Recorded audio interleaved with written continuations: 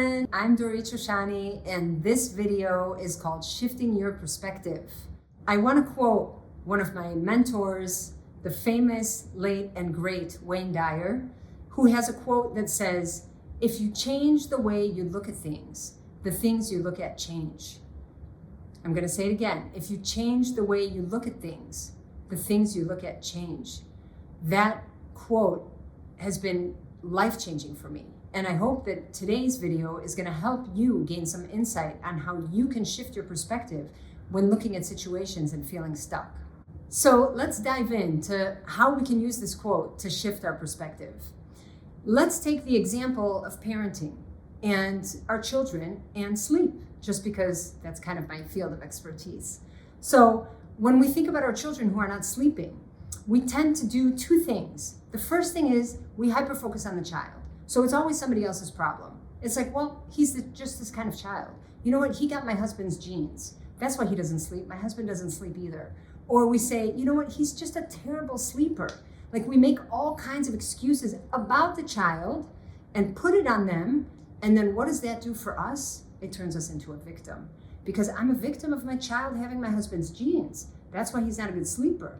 Or I'm a victim of the fact that my son is just born this way. He doesn't like to sleep. And that creates victim mentality, and it keeps us stuck. It's absolutely not productive.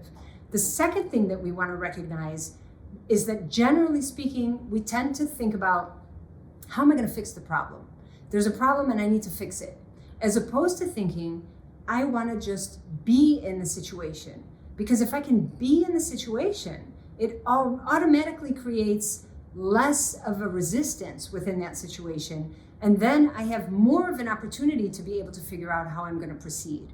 So remember, we said the two main reasons why we stay stuck when we have situations that are challenging is, the first thing is that we're outward focused. So we put focus on the other and we tend to think they're the problem. Well, if he wouldn't have done this, or if she wouldn't have been that way, or if he would just be a better sleeper or have gotten my genes, then everything would be perfect. So we're outward focused. And the second thing that we do is we tend to think about what I need to do to fix it. So we might run to the doctor and be like, can you give me some kind of medication? My kid's not sleeping. But instead of going to the doctor and asking him for medication, and instead of just blaming the child and saying, well, what can I do? You're just like that, poor me.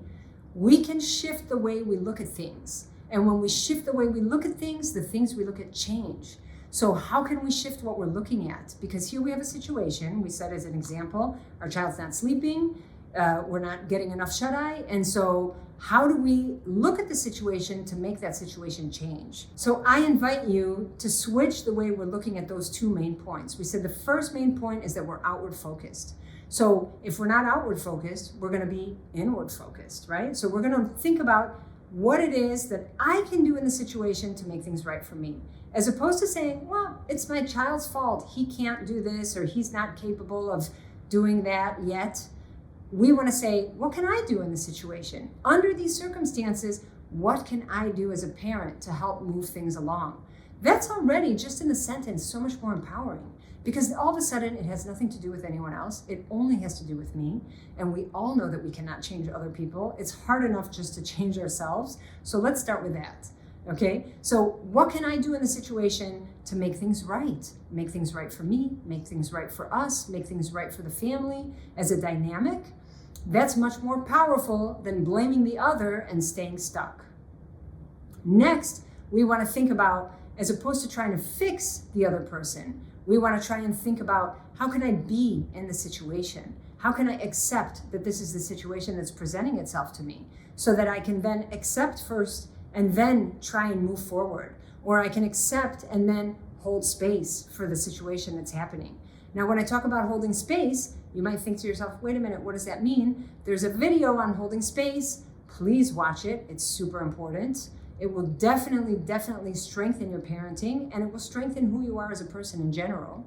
So when we think about holding space, we want to think about holding space for our child, but we also want to think about holding space for ourselves and our difficult emotions. And we always tend to overlook that one.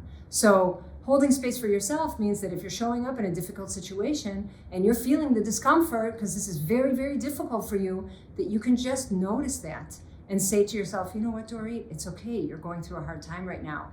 and that's okay.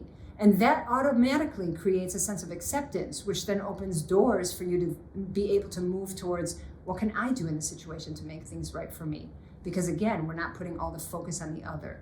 So changing how you look at things changes your situation. And I invite you to try it. Just give it a shot and see what that's like for you. And I'm sure you'll be pleasantly surprised that the whole entire dynamic shifts once you change what you're doing.